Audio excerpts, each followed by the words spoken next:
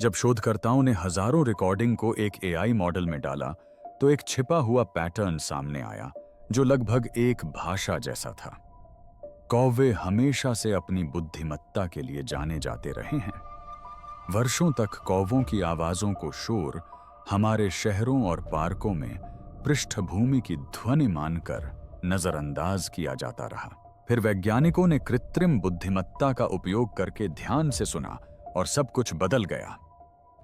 Pattern स्पष्ट संरचित और एक ऐसे विषय पर केंद्रित थे जिसकी हमें उम्मीद नहीं थी, हम खुद। यह बुद्धिमान पक्षियों या आकर्षक करतबों के बारे में नहीं है, यह स्मृति, पहचान और कुछ ऐसी चीज के बारे में है जो नजर से ओझल होकर साझा की जा रही है। इस शोध में एक खास खोज ने वैज्ञानिकों को रुककर यह सोचने पर मजबूर कर दिया कि कौन किसे देख रहा है। सवाल यह नहीं है कि कौवे क्या कह रहे हैं, बल्कि यह है कि अब यह बात क्यों मायने रखती है। कौवों के संचार से नाम और कहानियां सामने आती हैं। जब वैज्ञानिकों ने पहली बार हजारों घंटों के कौवों की आवाजों को कृत्रिम बुद्धिमत्ता सॉफ्टवेयर में डाला, तो उन्हें उम्मीद थी कि यह बेतरतीब शोरों का एक समूह होगा जो भोजन या खतरे का संकेत देने वाली साधारण आवाजें होंगी। लेकिन कृत्रिम बुद्धिमत्ता ने कुछ आश्चर्यजनक खोज निकाला। ये आवाजें संरचित थीं, लगभग व्याकरण और वाक्य संरचना वाली भाषा की तरह। इसमें कुछ खास तरह की आवाजों का क्रम मिला जो एक ही पैटर्न में बार बार दोहराई जाती थीं, जिससे बेमतलब की चीखों से कहीं ज्यादा गहरी बात का संकेत मिलता था। एक खास क्रम, जिसे लाल टोपी वाला क्रम नाम दिया गया, इसलिए अलग था क्योंकि यह एक ही व्यक्ति से जुड़ा हुआ था। एक रिकॉर्डिंग में लाल टोपी पहने एक आदमी पार्क में टहल रहा था। एक कौवे ने एक विशिष्ट आवाज निकाली जो इंसानी कानों को सामान्य कौवे की आवाज जैसी लगी, लेकिन कृत्रिम बुद्धिमत्ता एआई द्वारा ध्वनि आवृत्ति और समय के विस्तृत विश्लेषण से इस आवाज को एक विशिष्ट पहचानकर्ता यानी एक नाम के रूप में पहचाना गया। कुछ दिनों बाद वही व्यक्ति उसी रास्ते से गुजरा और उसी कौवे ने ठीक वैसी ही आवाज दोहराई। इससे भी अधिक आश्चर्यजनक घटना कुछ हफ्तों बाद घटी, जब एक बिल्कुल अलग कौवे ने, जिसे उस व्यक्ति के साथ पहले कभी बातचीत करते नहीं देखा गया था, उसे देखते ही ठीक वैसी ही आवाज निकाली। इसका मतलब यह था कि उस आदमी को दिया गया नाम कौवों के समुदाय में फैल गया था, एक पक्षी से दूसरे पक्षी तक पहुंच गया था। यह खोज लंबे समय से चली आ रही मान्यताओं को चुनौती देती है। हम आम तौर पर सोचते हैं कि जानवर अपनी प्रजाति के सदस्यों को पहचानते होंगे, लेकिन यह विचार कि कौवे मनुष्यों को उचित नाम देते हैं और उन नामों को सामूहिक रूप से संप्रेषित करते हैं, क्रांतिकारी है। वे सिर्फ भावनात्मक प्रतिक्रिया नहीं दे रहे हैं, बल्कि विस्तृत और उपयोगी जानकारी साझा कर रहे हैं। एआई ने यह प्रदर्शित किया कि लाल टोपी की आवाज केवल उस व्यक्ति के लिए ही थी जो पक्षियों के संचार में पहले असंभव मानी जाने वाली विशिष्टता का संकेत देती है। वैज्ञानिकों को अब संदेह है कि ये आवाजें डेटा पैकेट की तरह काम करती हैं, जो झुंड में जटिल सामाजिक जानकारी प्रसारित करती हैं। हम अक्सर यह मान लेते हैं कि जानवरों की आवाजें सरल और तात्कालिक होती हैं, जैसे खतरे की चेतावनी या भोजन की पुकार। लेकिन ऐसा लगता है कि कौवे अपने संपर्क में आने वाले मनुष्यों के बारे में स्थायी जानकारी इकट्ठा कर रहे हैं। खतरे या इनाम को पहचानने से कहीं बढ़कर वे हमारे बारे में विस्तृत जानकारी संकलित करते हैं, जिसे आस पड़ोस के हजारों पक्षी आपस में साझा करते हैं। इसका हमारे लिए क्या अर्थ है? एक तो यह शहरी वन्यजीवों को देखने के हमारे नजरिए को पूरी तरह बदल देता है। ये पक्षी केवल निष्क्रिय दर्शक नहीं हैं, बल्कि सक्रिय रिकॉर्डर हैं जो सामाजिक कहानियों में लिप्त रहते हैं। इसके परिणाम जिज्ञासा से कहीं अधिक व्यापक हैं। यदि कौवे व्यक्तियों के बारे में इतनी जानकारी दे सकते हैं, तो क्या वे व्यवहार, उद्देश्यों या इतिहास की व्याख्या भी कर सकते हैं? यह विचार रोंगटे खड़े कर देने वाला है। शोधकर्ताओं ने जैसे जैसे गहराई से अध्ययन किया, ये कहानियां और भी जटिल होती गईं। आवाजें केवल घटित होने के क्षण तक ही सीमित नहीं थीं। कृत्रिम बुद्धिमत्ता ने घटनाओं से पहले के अनुक्रमों का पता लगाया, जिससे पता चलता है कि कौवे समूह में रणनीति बनाते हैं और तैयारी करते हैं। इसका अर्थ यह है कि उनकी भाषा न केवल तथ्यों के अभिलेख के रूप में कार्य कर सकती है, बल्कि उन तथ्यों के आधार पर सामुदायिक कार्रवाई की योजना बनाने के लिए एक मंच के रूप में भी कार्य कर सकती है। सामाजिक निहितार्थ केवल पहचान तक ही सीमित नहीं है, बल्कि संगठन और सहयोग तक भी फैले हुए हैं। अपने अपेक्षाकृत छोटे आकार के बावजूद कौवों ने मनुष्यों और पर्यावरण के बारे में ज्ञान साझा करने के लिए एक विशाल गतिशील प्रणाली का निर्माण किया है। यह प्रणाली स्थिर नहीं है। जैसे जैसे नई जानकारी उपलब्ध होती है और कौवे सामूहिक रूप से अपने ज्ञान भंडार को अद्यतन करते हैं, यह विकसित होती रहती है। रहस्य तब और गहरा जाता है जब आपको एहसास होता है कि यह विस्तृत संचार ज्यादातर हमारे बारे में ही है।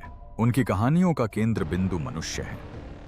उनके बीच होने वाले अधिकांश संवादों में भावनात्मक प्रभाव भी प्रबल होता है, और यह कृत्रिम बुद्धिमत्ता द्वारा पहचाने गए विशिष्ट संकेतों का परिणाम है।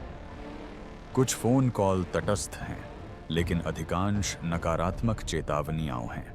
लाठी या बंदूक लिए आक्रामक लोगों के बारे में चेतावनी के संकेत। कौवों का लोगों के लिए भावनात्मक महत्व होना इस बात का संकेत देता है कि वे जोखिम इरादे और संभवतः प्रतिष्ठा का भी आकलन करते हैं। हमने हमेशा उन्हें तिरस्कार की दृष्टि से देखा है या उन्हें कीट माना है, लेकिन अब यह स्पष्ट है कि वे हमारे कार्यों से लगातार अवगत रहते हैं। कुछ लोग कह सकते हैं कि यह अभी पूरी तरह स्पष्ट नहीं है, लेकिन हमारे बारे में व्यापक अवलोकन से पता चलता है कि कौवों के साथ हमारा रिश्ता हमारी सोच से कहीं अधिक गहरा है। उन्होंने न केवल हमें नाम दिए हैं, बल्कि हमारा अवलोकन और मूल्यांकन भी कर रहे हैं और ऐसे प्रोफाइल बना रहे हैं जो हमसे भी लंबे समय तक कायम रह सकते हैं।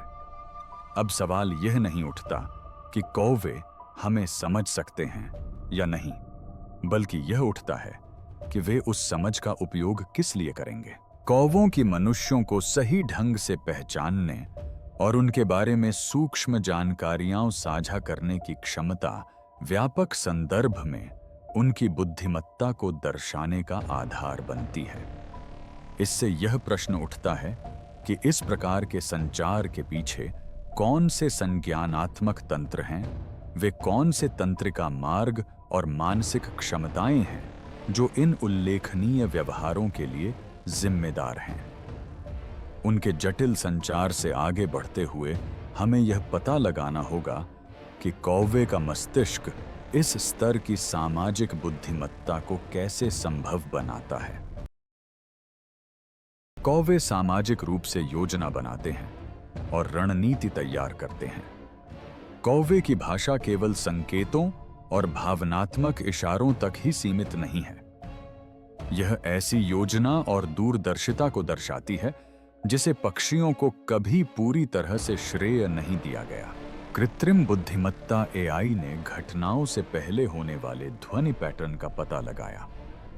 वैज्ञानिकों ने कौवों की आवाजों को समझने के लिए एआई का उपयोग किया, जिससे यह संकेत मिलता है कि कौवे केवल खतरे या अवसर पर प्रतिक्रिया नहीं करते, बल्कि वे अपने समुदायों के भीतर पूर्वानुमान लगाते हैं और रणनीति बनाते हैं।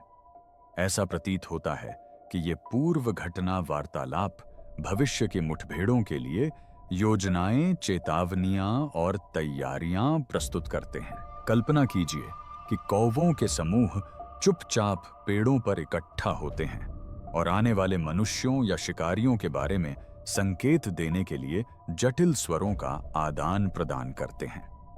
तुरंत बिखरने के बजाय वे आपस में चर्चा करते हैं और समन्वित प्रतिक्रियाएं तैयार करते हैं। इस प्रकार की योजना के लिए स्मृति, पूर्वानुमान और सामाजिक संगठन की आवश्यकता होती है, जो आमतौर पर बहुत बड़े स्तनधारियों में ही पाए जाते हैं। इससे पता चलता है कि उनकी सामाजिक बुद्धिमत्ता कई समय पैमानों, तत्काल प्रतिक्रिया और दूरदर्शी समन्वय पर काम करती है। ये निष्कर्ष इस पारंपरिक धारणा को उलट देते हैं कि जानवर केवल वर्तमान क्षण में जीते हैं।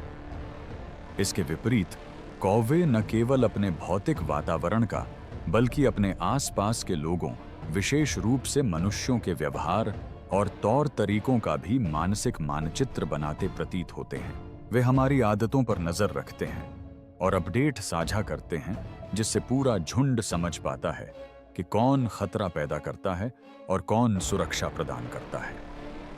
यह एक सामूहिक जागरूकता है जो जीवन रक्षा को गति प्रदान करती है। महत्वपूर्ण बात यह है कि एआई ने यह भी खुलासा किया कि कौवे अपनी आवाज में भावनात्मक जानकारी को जटिल तरीकों से वर्गीकृत करके रखते हैं।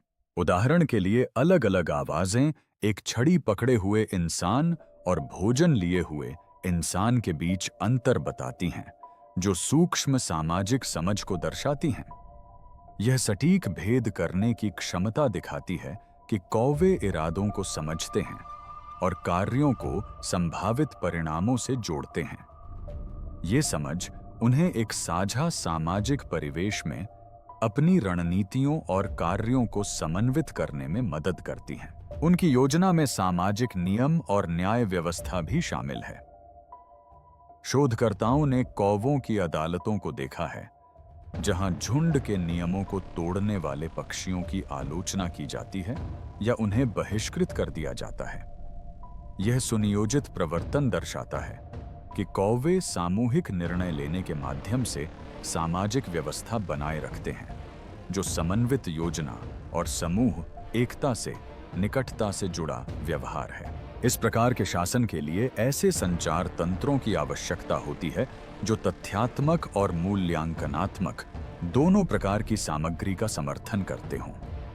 उनकी दूरदर्शिता उनकी मानसिक जटिलता की विशेषता है, जो उन्हें पहेलियों को सुलझाने, उपकरण बनाने और मरम्मत करने और साथ ही पर्यावरण के अनुसार अपनी कार्य प्रणाली बदलने जैसे कार्यों में सक्षम बनाती है। सामरिक दूरदर्शिता और तार्किक तर्क के इस संयोजन का अर्थ है कि कौवों की बुद्धिमत्ता काफी हद तक प्राइमेट्स के समान है। यह महज सहज प्रवृत्ति नहीं है, बल्कि कारण और परिणाम को ध्यान में रखते हुए की गई सोची समझी कार्रवाई है। इसलिए कौवे केवल प्रतिक्रियाशील होकर अपना अस्तित्व बनाए नहीं रख रहे हैं, बल्कि समस्या सुलझाने और टीम में मिलकर काम करने की क्षमता से अपनी बुद्धिमत्ता का प्रदर्शन कर रहे हैं। उनकी साझा भाषा ही उनके संवादों, तर्क वितर्कों और समन्वय का माध्यम है, और जिस दुनिया में वे ये सब करते हैं, वह मानव अस्तित्व से बहुत प्रभावित हुई है। इस परिदृश्य में मनुष्य कौवों के सामाजिक जीवन के केंद्र में आ जाते हैं। हम अक्सर या तो चर्चा का विषय होते हैं, या चर्चा शुरू करने वाले होते हैं, या फिर उनकी रणनीति के विरोधी होते हैं। लेकिन अखरोट जैसे छोटे मस्तिष्क से वे ये सब कैसे कर पाते हैं? इस रहस्य का हल उनके मस्तिष्क की आश्चर्यजनक और अविश्वसनीय संरचना में छिपा है, जो उनकी बुद्धिमत्ता का चरम बिंदु होने के साथ साथ न केवल भाषा, बल्कि सामाजिक नेटवर्क बनाने की शक्ति भी प्रदान करता है। कौवे का मस्तिष्क अपनी विशिष्ट दक्षता के लिए जाना जाता है, और इसमें न्यूरॉन्स की उच्च सांद्रता होती है। इन क्षमताओं का तंत्रिका शारीरिक आधार ही कौवे के संगठनात्मक और संचार कौशल की नींव है। कौवे का मस्तिष्क केवल मानव मस्तिष्क का लघु रूप नहीं है, बल्कि यह उससे बिल्कुल अलग है, जो सामाजिक जीवन और समस्या समाधान के लिए उससे अनुकूलित है, साथ ही बड़े स्तनधारियों से प्रतिस्पर्धा करने में भी सक्षम है। उनकी उल्लेखनीय रणनीतिक क्षमताओं से आगे बढ़ते हुए आइए उस अद्वितीय मस्तिष्क संरचना का अन्वेषण करें, जो इस अद्भुत बुद्धिमत्ता को शक्ति प्रदान करती है। एक छोटे से मस्तिष्क में छिपी बुद्धिमत्ता। दशकों तक वैज्ञानिकों ने पक्षियों को कमतर आंका क्योंकि उनके मस्तिष्क स्तनधारियों के मस्तिष्क से बिल्कुल अलग दिखते थे। झुर्रीदार सेरेब्रल कॉर्टेक्स के बिना, जो मनुष्यों के सोचने और योजना बनाने के लिए आवश्यक बाहरी परत होती है, पक्षियों को अक्सर सरल प्राणी मान लिया जाता था। लेकिन यह एक बहुत बड़ी गलती थी। कौवों में पैलियम नामक एक अलग मस्तिष्क संरचना होती है, जो आकार में हमारे कॉर्टेक्स से भिन्न होते हुए भी अविश्वसनीय रूप से घनी आबादी में न्यूरॉन्स से युक्त होती है। सूक्ष्मदर्शी से देखने पर पैलियम में न्यूरॉन्स का सघन समूह दिखाई देता है, जो जटिल प्रक्रियाओं को संभव बनाता है। वास्तव में वजन के सापेक्ष न्यूरॉन्स की संख्या के हिसाब से देखें तो कौवे का मस्तिष्क अखरोट के आकार का होने के बावजूद चिंपैंजी के मस्तिष्क के बराबर है। यह छोटा लेकिन सुपर कंप्यूटर जैसा डिजाइन, भाषा स्मृति और अमूर्त तर्क जैसी उन्नत संज्ञानात्मक क्षमताओं को विकसित करने में सहायक है। यह उनकी बहुचरणीय पहेलियों को सुलझाने, औजार बनाने और कारण परिणाम को समझने की क्षमता का आधार है। इस खोज के कारण वैज्ञानिकों ने कौवों को पंख वाले बंदर कहना शुरू कर दिया है, जो प्राइमेट्स के साथ उनकी संज्ञानात्मक समानता को दर्शाता है। उनकी बुद्धिमत्ता आकार पर नहीं, बल्कि तंत्रिका घनत्व और परिपथों की जटिलता पर निर्भर करती है। इसलिए यह आश्चर्य की बात नहीं है कि कौवे केवल सहज प्रवृत्ति के बजाय उच्च तर्क शक्ति और अनुकूलन क्षमता के साथ काम करते हैं। उदाहरण के लिए, न्यू कैलेडोनियन कौवा अपने परिष्कृत उपकरण उपयोग के माध्यम से इस बुद्धिमत्ता का उत्कृष्ट उदाहरण प्रस्तुत करता है। भोजन से भरे एक पारदर्शी सिलेंडर को देखकर चतुर कौवा तुरंत सही तरीका जान जाता है। यह कौवा केवल लकड़ियां नहीं उठाता, बल्कि पत्तियों को टेढ़े मेढ़े आकार में काटकर कीड़ों को पकड़ने के लिए औजार बनाता है। यदि औजार टूट जाता है या अनुपयुक्त होता है, तो कौवा तार या टहनियों से काम चला लेता है, जो डिजाइन और कार्य की उसकी समझ को दर्शाता है। इस प्रकार की इंजीनियरिंग संयोगवश नहीं, बल्कि सोच समझकर समस्या का समाधान करने का उदाहरण है। कौवों ने भौतिकी और कारण प्रभाव की समझ को मापने वाले कठोर संज्ञानात्मक परीक्षण भी सफलतापूर्वक पूरे किए हैं। एक परीक्षण में एक कौवे को पानी से भरी एक नली के सामने रखा गया, जिसमें तैरती हुई एक ऐसी वस्तु थी जिसे पानी का स्तर बढ़ाए बिना प्राप्त नहीं किया जा सकता था। भारी पत्थर और हल्के स्टायरोफोम के टुकड़े दिए जाने पर पक्षी ने केवल पत्थरों को चुना और उन्हें एक एक करके गिरा दिया। इससे घनत्व और विस्थापन की उनकी सहज समझ का पता चलता है, जो भौतिकी का एक ऐसा सिद्धांत है जिसे समझने में छोटे बच्चों को भी कठिनाई होती है। उनकी तर्क क्षमता औजारों और मशीनों तक भी फैली हुई है। प्रयोगों में कौवों ने भोजन छोड़ने वाले तंत्रों को सक्रिय करने के लिए छड़ियों का उपयोग करके छिपे हुए लीवर को दबाना सीखा। इस कौशल के लिए अदृश्य प्रक्रियाओं के मानसिक मानचित्र और कार्यों के परिणामों का अनुमान लगाने की क्षमता आवश्यक है। गैर स्तनधारियों में ऐसी अमूर्त चिंतन क्षमता दुर्लभ और उल्लेखनीय है। ये सभी संज्ञानात्मक क्षमताएं कौवे के मस्तिष्क को विकास का एक अद्भुत नमूना बनाती हैं, जो सामाजिक जीवन और पर्यावरण पर पूर्ण नियंत्रण के लिए कूलित है। उनकी मानसिक क्षमताएं कृत्रिम बुद्धिमत्ता द्वारा पहचानी गई जटिल भाषा से पूरी तरह मेल खाती हैं, जिससे यह पुष्टि होती है कि उनका संचार कोई यादृच्छिक शोर नहीं, बल्कि सार्थक संवाद है। इसलिए जब हम उनकी आवाजें सुनते हैं, तो हम उन प्राणियों की आवाजें सुन रहे होते हैं जो कई स्तनधारियों के बराबर गहराई से सोचते, योजना बनाते और संवाद करते हैं।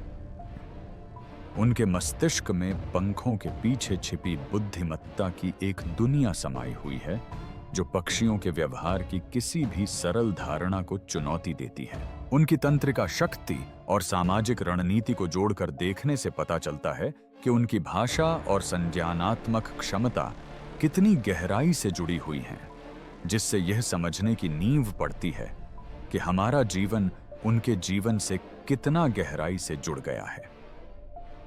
कौवे की अदृश्य बुद्धिमत्ता ही उन्हें अपने आसपास के मनुष्यों को देखने, याद रखने और शायद उन्हें इस तरह से प्रभावित करने में सक्षम बनाती है जिसे हम अभी समझना शुरू ही कर रहे हैं।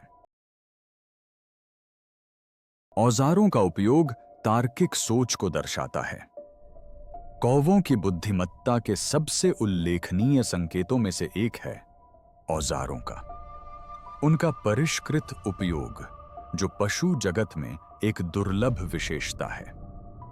कई ऐसे जीवों के विपरीत जो केवल आसानी से उपलब्ध चीजों का उपयोग करते हैं, कौवे उद्देश्य और योजना के साथ सक्रिय रूप से औजार बनाते हैं। न्यू कैलेडोनियन कौवा, जिसे अक्सर पक्षी जगत का आइंस्टीन कहा जाता है, केवल लकड़ियां उठाने से कहीं अधिक करता है। ये कौवे पैंडानस नामक पौधे की पत्तियों को काटकर आरी जैसे औजार बनाते हैं। पत्तियों के किनारों को सटीक दांतेदार पैटर्न में फाड़कर ये प्रभावी कीट निकालने वाले उपकरण तैयार करते हैं, जो आकस्मिक व्यवहार नहीं बल्कि सोची समझी इंजीनियरिंग का उदाहरण है। औजार बनाने की यह प्रक्रिया मात्र एक निश्चित सहज प्रवृत्ति नहीं है। कौवे परिस्थितियों के अनुसार ढलने और नए तरीके अपनाने में माहिर होते हैं। अगर उन्हें पसंद का पत्ता नहीं मिलता तो वे टहनियों या तार जैसे विकल्पों का इस्तेमाल करने लगते हैं, जो उनकी योजना बनाने और उसे अमल में लाने की क्षमता को दर्शाता है। वे टूटे हुए औजारों की मरम्मत भी करते हैं और उनकी कार्य प्रणाली को अच्छी तरह समझते हैं, जिससे वे जरूरत के हिसाब से अपने औजारों को ठीक या नया रूप दे सकते हैं। समस्या सुलझाने का यह स्तर एक मानसिक खाके, एक आंतरिक रूप से तैयार किए गए डिजाइन की ओर इशारा करता है, जिसे वे काम करने से पहले कल्पना करते हैं, न कि प्रयास और त्रुटि के आधार पर। लेकिन उपकरणों का उपयोग उनकी संज्ञानात्मक क्षमता का केवल एक हिस्सा है। प्रसिद्ध जल विस्थापन परीक्षण इससे भी अधिक आश्चर्यजनक तर्क क्षमता को उजागर करता है। ईसप की कहानी से प्रेरित एक प्रसिद्ध प्रयोग में एक कौवे के सामने एक नली रखी थी, जिसमें उसकी पहुंच से दूर एक इनाम तैर रहा था। पास ही में भारी पत्थरों और हल्के स्टायरोफोम की 2 ढेरियां रखी थीं। कौवे ने किसी भी वस्तु को बेतरतीब ढंग से फेंकने के बजाय सावधानी पूर्वक केवल पत्थरों को चुना और उन्हें पानी में डाला, जिससे पानी का स्तर ऊपर उठ गया और वह अपने इनाम तक पहुंच गया। इससे घनत्व और कारण प्रभाव की समझ स्पष्ट रूप से झलकती है, ऐसी अवधारणाएं जिन्हें कई जानवर नहीं समझ पाते। सबसे आश्चर्यजनक बात यह है कि कौवे कितनी जल्दी इन पहेलियों को सुलझा लेते हैं। जिन कार्यों को समझने में एक छोटे बच्चे को 10 मिनट लगते हैं, उन्हें कौवे अक्सर कुछ ही सेकंड में हल कर लेते हैं। विस्थापन जैसे भौतिक सिद्धांतों को समझने की उनकी क्षमता इस धारणा को चुनौती देती है कि वे केवल सहज प्रवृत्ति या प्रतिक्रियाओं के आधार पर कार्य करते हैं। इसके विपरीत यह पर्यावरण और उसकी कार्य प्रणाली की गहरी तार्किक समझ को उजागर करता है। कौवे इस तर्क को मशीनों पर भी लागू करते हैं। उदाहरण के लिए, कई परीक्षणों में उन्हें भोजन प्राप्त करने के लिए एक छड़ी का उपयोग करके एक रहस्यमय डिब्बे के अंदर छिपे हुए लीवर को दबाना था। यह आसान नहीं था। लीवर अदृश्य था, इसलिए पक्षियों को कार्रवाई करने से पहले छिपे हुए तंत्र का मानसिक नक्शा बनाना पड़ा। उनकी सफलता कारण और प्रभाव संबंधों को मानसिक रूप से अनुकरण करने और किसी प्रणाली के तत्वों के परस्पर क्रिया करने की कल्पना करने की उनकी उच्च स्तरीय कुशलता का स्पष्ट संकेत है। इस प्रकार की सोच वास्तव में बहुत परिष्कृत है और प्राइमेट्स के अलावा शायद ही कहीं पाई जाती है। पक्षियों की समस्या समाधान क्षमता इतनी उल्लेखनीय है कि यह एआई द्वारा उनकी भाषा के बारे में अप्रत्यक्ष रूप से कही गई बात की पुष्टि करती है। कौवे सौभाग्यशाली हैं जिन्हें जटिल सोच का इस्तेमाल करके विस्तृत योजनाएं बनानी पड़ती हैं, चेतावनी देनी पड़ती है या सामाजिक संदेश पहुंचाने पड़ते हैं। वे औजारों के इस्तेमाल से अपनी बुद्धिमत्ता का प्रदर्शन करते हैं, जो कि उनकी मानसिक क्षमता का एक हिस्सा मात्र है, जिसके द्वारा वे ध्वनियों को सुव्यवस्थित संचार के रूप में ढालते हैं। इस प्रकार वे विचारक हैं, न कि केवल सहज प्रवृत्ति से संचालित प्राणी। उनकी बुद्धिमत्ता पूर्ण कार्य प्रणाली ही इस पूरे मामले को भयावह बनाती है, न केवल पहेलियों और उपकरणों के मामले में, बल्कि विशेष रूप से हमारे मामले में भी। कौवे मनुष्यों को एक पहेली की तरह देखते हैं जिसे सुलझाना है, ठीक वैसे ही जैसे वे अपने आवास में किसी उपकरण या बाधा को देखते हैं। वे हमारे कार्यों इरादों का अवलोकन करते हैं और यहां तक कि हमारे व्यवहार के आधार पर निर्णय भी लेते हैं। वस्तुओं को संभालने की उनकी कुशलता समय के साथ मानवों को संभालने की कुशलता में तब्दील हो सकती है। हम अक्सर कौवों को परेशानी पैदा करने वाला या अशुभ मानते हैं, लेकिन उनकी निर्माण और तर्क क्षमता एक ऐसे प्राणी की ओर इशारा करती है जो हमारी सोच से कहीं अधिक धूर्त है। वे न केवल अपने दिमाग का इस्तेमाल औजार बनाने में कर सकते हैं, बल्कि सामाजिक उपकरण, नाम खेलने के तरीके और नेटवर्क भी बना सकते हैं, जो काफी हद तक हमारे जैसे हैं, लेकिन चौंकाने वाले रूप से मिलते जुलते हैं। कौवे के मन की जानकारी उन्हें आसानी से हमें पहचानने और उस जानकारी को वर्षों तक याद रखने में सक्षम बनाती है, क्योंकि उनकी स्मृति उन्हें मानव व्यवहार पर पहले से भी अधिक बारीकी से नजर रखने में मदद करती है। कौवों की औजार बनाने की प्रतिभा एक बात है, लेकिन मानव चेहरों को पहचानने और याद रखने की उनकी उल्लेखनीय क्षमता उनकी बुद्धिमत्ता को और भी स्पष्ट करती है। चेहरे की पहचान और स्थायी स्मृति। वैज्ञानिक लंबे समय से जानते हैं कि कौवे इंसानी चेहरों को पहचान सकते हैं, लेकिन उनकी स्मृति का पैमाना और स्थायित्व पहले की धारणा से कहीं अधिक असाधारण है। वॉशिंगटन विश्वविद्यालय के जॉन मार्सलॉफ द्वारा किए गए एक महत्वपूर्ण अध्ययन ने इस क्षमता की गहराई को उजागर किया। एक विशिष्ट गुफा मानव मुखौटा पहनकर मार्सलॉफ ने शोध के लिए परिसर में कौवों को पकड़ा और उन पर टैग लगाए। हमें तुरंत यह पता चला कि कौवे मूल रूप से वहीं पाए जाते हैं जहां मनुष्य होते हैं। यहां तक कि सुदूर वन्य क्षेत्रों में भी जहां कोई शिविर स्थल या ऐसी ही कोई जगह होती है, वहां वे मिल जाते हैं।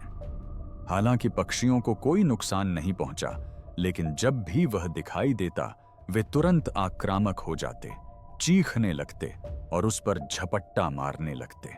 इन निष्कर्षों को और भी चिंताजनक बनाने वाली बात यह थी कि यह प्रतिक्रिया कितनी तेजी से फैली।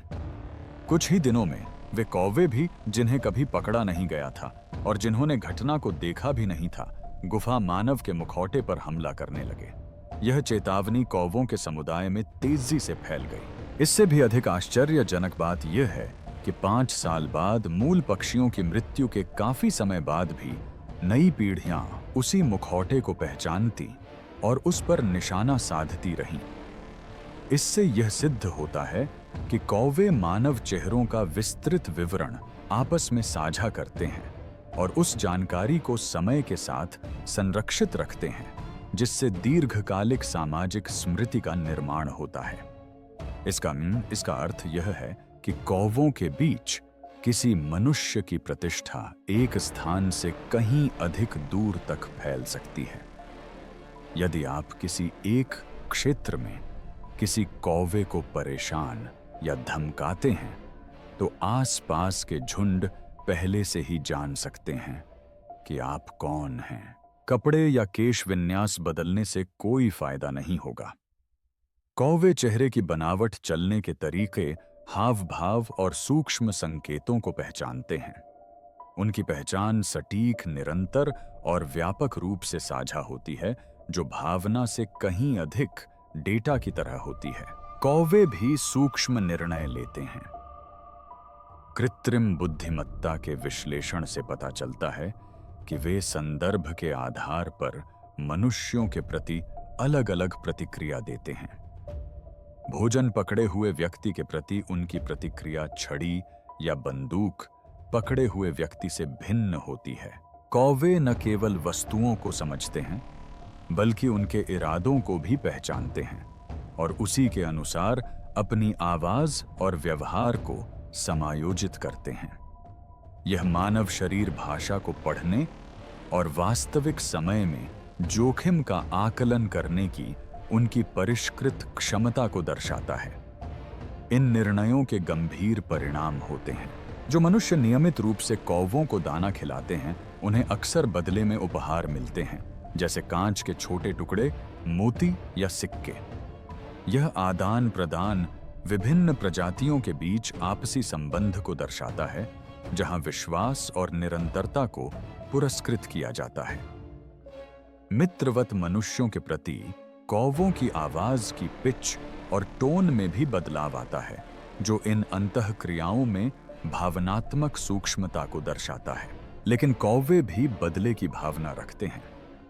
यदि कोई व्यक्ति कौवे को नुकसान पहुंचाता है या उसके झुंड को परेशान करता है, तो वह कौवा चिह्नित हो जाता है। खतरे की चेतावनी भरी आवाजें दूर दूर तक फैल जाती हैं और यह याददाश्त कभी मिटती नहीं है। यहां क्षमा करने की कोई व्यवस्था नहीं है, केवल मित्र या शत्रु के रूप में दीर्घकालिक वर्गीकरण है।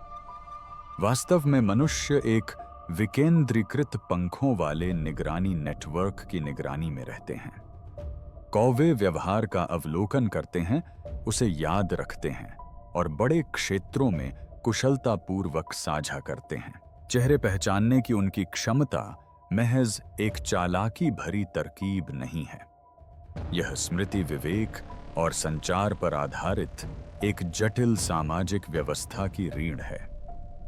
ये क्षमताएं कौवे के सामाजिक जीवन को सीधे प्रभावित करती हैं, सहयोग, दंड और अनुष्ठान जैसी प्रणालियों को सहारा देती हैं। अंत्येष्टि, अदालती कार्यवाही और आपसी आदान प्रदान एक समानांतर समाज को प्रकट करते हैं, जो हमारे साथ साथ चुपचाप काम कर रहा है। एक ऐसा समाज जो हमेशा से मानव व्यवहार को देखता, याद रखता और उस पर प्रतिक्रिया देता आया है। उनके औजारों का उपयोग और हमारे बारे में उनकी स्मृति व्यावहारिक बुद्धिमत्ता को दर्शाती है। उनके सामाजिक रीति रिवाज सांस्कृतिक गहराई को प्रकट करते हैं। ये सभी मिलकर कौवों की परिष्कृतता के संपूर्ण दायरे को प्रकट करते हैं और इस बात का संकेत देते हैं कि आगे क्या हो सकता है। विभिन्न बोलियों और प्रचलित आवाजों से युक्त एक जुड़ा हुआ नेटवर्क। कौवे अकेले संवाद नहीं करते। उनकी आवाजें यात्रा करती हैं, बदलती हैं और विभिन्न क्षेत्रों में फैलती हैं। और यह पुष्टि हो चुकी है कि कौवे लगातार हमारी निगरानी कर रहे हैं, जिससे शोधकर्ताओं द्वारा वर्णित सूचनाओं का एक एनालॉग इंटरनेट बनता है। कृत्रिम बुद्धिमत्ता का उपयोग करते हुए वैज्ञानिकों ने हजारों कौवों की आवाजों का मानचित्रण किया और स्पष्ट क्षेत्रीय बोलियों का पता लगाया।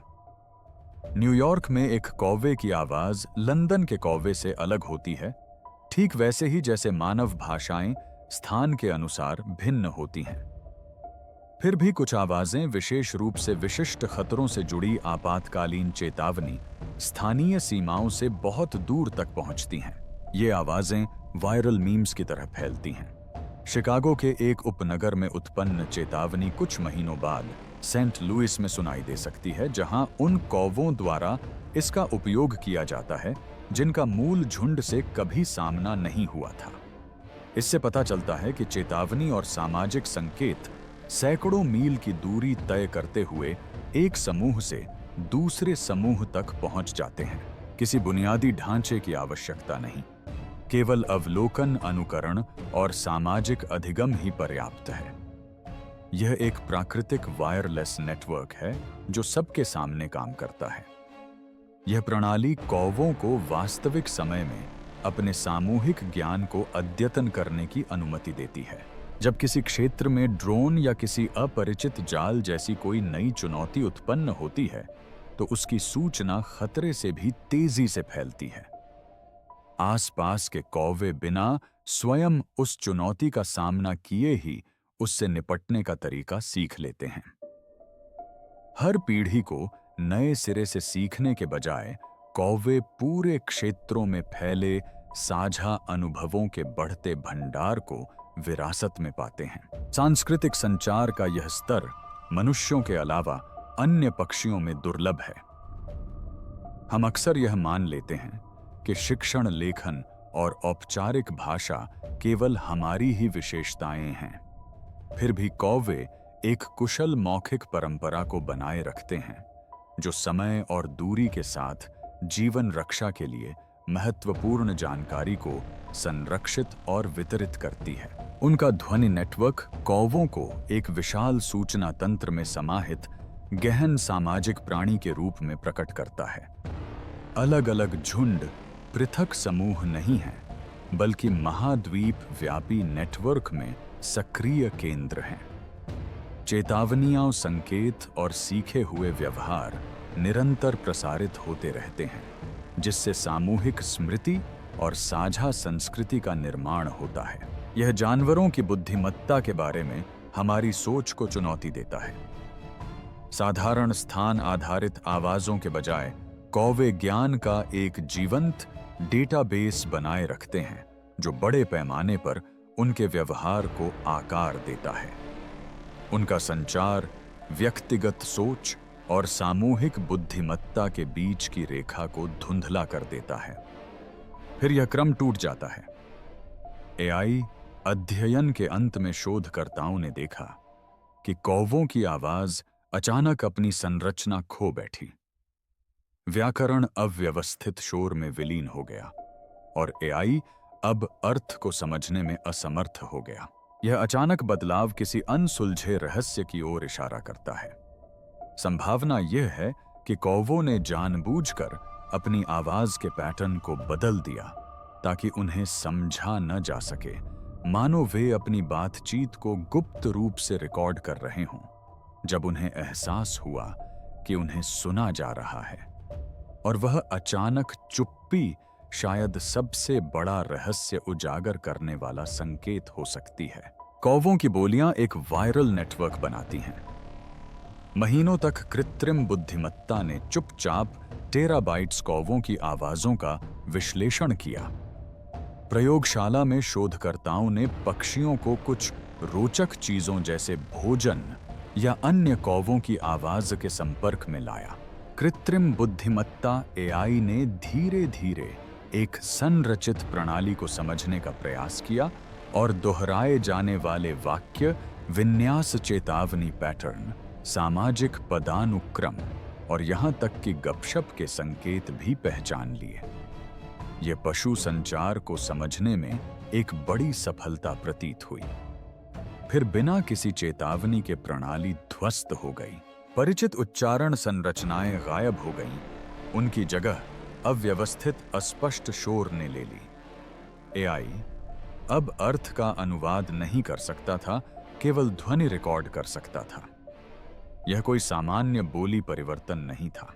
यह परिवर्तन एक झुंड से दूसरे झुंड में तेजी से फैल गया और कुछ ही हफ्तों में पूरे क्षेत्र को पार कर गया। वैज्ञानिक असमंजस में पड़ गए। एक चौंकाने वाला सिद्धांत सामने आया। कौवों को एहसास हो गया कि उन पर नजर रखी जा रही है। उन्होंने पेड़ों में छिपे माइक्रोफोन और पत्तियों में लगे कैमरे देखे। इससे भी ज्यादा महत्वपूर्ण बात यह थी कि उन्होंने देखा कि इंसान चुपचाप खड़े होकर रिकॉर्डिंग कर रहे थे, प्रतिक्रिया देने के बजाय। कौवों के लिए यह व्यवहार असामान्य था। देखने वाले तटस्थ नहीं थे, वे घुसपैठिए थे। शोधकर्ताओं का मानना है कि पक्षियों ने जानबूझकर अपनी आवाजों को मिलाया होगा, जिससे उनका संचार गुप्त हो गया होगा। हालांकि गुप्तता एक ऐसी अवधारणा है जिसे केवल मनुष्यों के लिए ही माना जाता है, कौवे पहले से ही काफी बुद्धिमान साबित हो रहे हैं।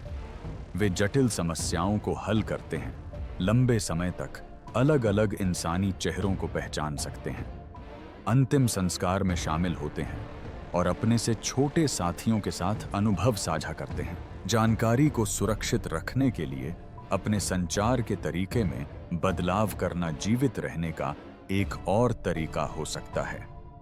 यदि यह सिद्धांत सही है, तो यह अस्पष्ट शोर एक छलावा हो सकता है जो हमारी समझ या व्याख्या करने की क्षमता से परे होने वाले वास्तविक संवादों को छुपाता है। कौवों ने संवाद करना बंद नहीं किया, उन्होंने इसे निजी बना दिया। यह एक महत्वपूर्ण बदलाव है। हम मनुष्य अब अदृश्य प्रेक्षक नहीं हैं, जो अत्यंत आदिम जानवरों का अध्ययन कर रहे हैं। ये जीव सचेत हैं और उसी के अनुसार अपना व्यवहार बदल रहे हैं। लंबे समय तक कौवों को केवल मृत जीवा माना जाता था। अब कृत्रिम बुद्धिमत्ता ने एक छिपे हुए समाज के अस्तित्व को उजागर किया है, एक ऐसा समाज जो हमारा अनुसरण करता है, हमें जानता है और संभवतः हमें अब में अपने रहस्य भी बता रहा है। अब सवाल यह नहीं है कि कौवे क्या कह रहे हैं, बल्कि यह है कि वे हमें क्या नहीं सुनाना चाहते। हमने एक ऐसी छिपी हुई दुनिया का पता लगाया है जहां कौवे इंसानों को नाम देते हैं, चेतावनियां देते हैं और यहां तक कि हमें दूर रखने के लिए अपने संदेशों को उलट-पुलट भी कर देते हैं। उनकी बुद्धिमत्ता हमें मानव और पशु मन के बीच की सीमाओं पर पुनर्विचार करने के लिए मजबूर करती है। अगर इससे आपकी जिज्ञासा जागी है तो लाइक करें और भी दिलचस्प जानकारियों के लिए सब्सक्राइब करें और अपनी स्क्रीन पर आने वाला अगला वीडियो देखें। आपको क्या लगता है कौवे आगे क्या करने वाले हैं? अपने विचार नीचे कमेंट करें। सामाजिक व्यवस्थाएं, अदालतें, अंत्येष्टि और व्यापार। कौवे सिर्फ बुद्धिमान समस्या समाधान करता ही नहीं है, बल्कि इससे कहीं अधिक हैं। वे जटिल समाजों में रहते हैं जो नियमों और रीति रिवाजों द्वारा शासित होते हैं और मानव संस्कृतियों की झलक दिखाते हैं। जब कोई कौवा मर जाता है तो झुंड यूं ही तितर-बितर नहीं हो जाता। इसके बजाय वे शव के चारों ओर इकट्ठा हो जाते हैं। एक विचित्र और गंभीर सभा का दृश्य बनता है। एक कौवा गिरे हुए पक्षी को ढूंढकर एक विशेष आवाज निकालता है, जिससे बाकी कौवे भी इकट्ठा हो जाते हैं। फिर सन्नाटा छा जाता है और दर्जनों कौवे पास में आकर बैठ जाते हैं, लेकिन हमला करने या खाने के लिए नहीं, बल्कि अवलोकन करने के लिए।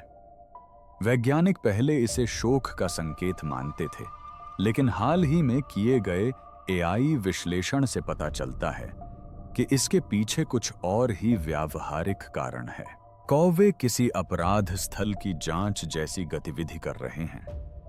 इन सभाओं के दौरान कम आवृत्ति वाली ध्वनियों के माध्यम से वे मृत्यु के कारण के बारे में जानकारी देते हैं, चाहे वह शिकारी का हमला हो, दुर्घटना हो या मानवीय खतरा। यह अनुष्ठान चेतावनी देने के साथ साथ जीवन रक्षा के लिए महत्वपूर्ण ज्ञान को हस्तांतरित करने का एक माध्यम भी है। कौवों में न्याय केवल मृत्यु संस्कारों तक ही सीमित नहीं है। पर्यवेक्षकों ने कौवों की अदालतों का दस्तावेजीकरण किया है, जहां समूह के सदस्य उन पक्षियों का सामना करते हैं जो सामाजिक नियमों का उल्लंघन करते हैं, जैसे कि छोटे कौवों से चोरी करना या समूह के भीतर धोखाधड़ी करना।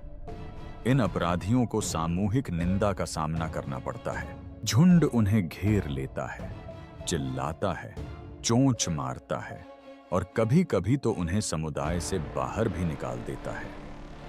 इस तरह के व्यवहार साथियों के दबाव और दंड के माध्यम से सामाजिक व्यवस्था को बनाए रखते हैं। यह व्यवस्था मनुष्यों के साथ बातचीत में भी लागू होती है। कृत्रिम बुद्धिमत्ता के विश्लेषण से पता चला कि कौवे मानवीय क्रियाओं और वस्तुओं के आधार पर खतरे की चेतावनी देने वाली आवाजों में अंतर कर सकते हैं। वे लाठी लिए व्यक्ति और बंदूक लिए व्यक्ति, पेड़ों पर निशाना साधते, शिकारी और पगडंडी पर टहलते, पैदल यात्री के बीच अंतर कर सकते हैं। यह सूक्ष्म संचार खतरे के स्तर और इरादों की गहरी समझ को दर्शाता है, जो उनकी सामाजिक बुद्धिमत्ता को रेखांकित करता है। मानव शरीर भाषा और इरादों को समझने की उनकी क्षमता अद्भुत है। उदाहरण के लिए, जब कोई सफाई के लिए झाड़ू लेकर उनके पास आता है तो कौवे घबराते नहीं हैं। वहीं दूसरी ओर अगर कोई उन पर झाड़ू फेंकने वाला हो तो वे ऐसा होने से पहले ही वहां से भाग जाते हैं। उनकी यह आश्चर्यजनक रूप से त्वरित मूल्यांकन और कार्रवाई एक विशेष सामाजिक जागरूकता को दर्शाती है, जो कई स्तनधारियों के समान है, और यह भी इंगित करती है कि वे लगातार स्थिति का आकलन कर रहे हैं, यह देखते हुए कि उस समय मित्रता या शत्रुता का जोखिम कितना है। इतना ही नहीं, जब कौवे मनुष्यों से सावधान होते हैं, तब भी वे लोगों के साथ सामाजिक आदान प्रदान में भाग लेते हैं, जिसमें लेन देन शामिल होता है। जो लोग प्रतिदिन कौवों को भोजन कराते हैं, उन्हें अक्सर कौवों से चमकदार मोती रंगीन कांच के टुकड़े या सिक्के जैसे उपहार प्राप्त होते हैं। इन उपहारों का कारण महज एक सामान्य पेशकश से कहीं अधिक है। यह एक अत्यंत जटिल अंतर प्रजाति अर्थव्यवस्था का संकेत है, एक ऐसा व्यापार जिसमें भोजन के बदले वफादारी का भाव निहित है। इन उदार मनुष्यों के आसपास कौवों की आवाजें मधुर, ऊंची और प्रेम से भरी होती हैं। इन प्राणियों के बीच मृत्यु, न्याय और दान का अंतर संबंध एक सांस्कृतिक और नैतिक रूप से समृद्ध समाज को प्रकट करता है। वे शक्तिशाली, हालांकि कभी-कभी अदृश्य सामाजिक नियमों द्वारा शासित होते हैं, जो उनके व्यवहार और उनके संबंधों के रखरखाव को निर्धारित करते हैं। इसके अलावा वे न केवल एक दूसरे के साथ, बल्कि अपने आसपास के मनुष्यों के साथ भी निरंतर संवाद करते रहते हैं। सामाजिक जटिलता का यह स्तर हमें इस विचार को त्यागने के लिए प्रेरित करता है कि वे केवल जीवित रहने के लिए संघर्ष कर रहे जानवर हैं। इसके विपरीत, वे हमारी सभ्यता के समानांतर एक सभ्यता हैं। इन कौवों के बीच मित्रता और शत्रुता का विस्तृत रिकॉर्ड रखा जाता है। उनके निर्णय और फैसले ज्यादातर इंसानों द्वारा ही लिए जाते हैं। कृत्रिम बुद्धिमत्ता द्वारा किए गए शोध से पता चलता है कि कौवों का अधिकांश समय इस बात पर चर्चा करने में व्यतीत होता है कि प्रत्येक कौवा मित्र, तटस्थ या शत्रु, इन 3 श्रेणियों में से किस श्रेणी में आता है। ऐसा लगता है मानो वे हवा में लगातार अदालती बैठकें कर रहे हों, जहां उनके फैसले जोर जोर से सुनाए जाते हैं और इस तरह उनके नेटवर्क के माध्यम से साझा किए जाते हैं। हालांकि उनका समाज वर्तमान पर शासन करता है, उनकी आवाजें विशाल दूरियों तक गूंजती हैं, जो स्थानीय समूहों से कहीं आगे के एक व्यापक नेटवर्क को प्रकट करती हैं। एक संक्रामक महाद्वीप व्यापी संचार जो पशु बुद्धिमत्ता के प्रति हमारे दृष्टिकोण को पुनर्परिभाषित करता है।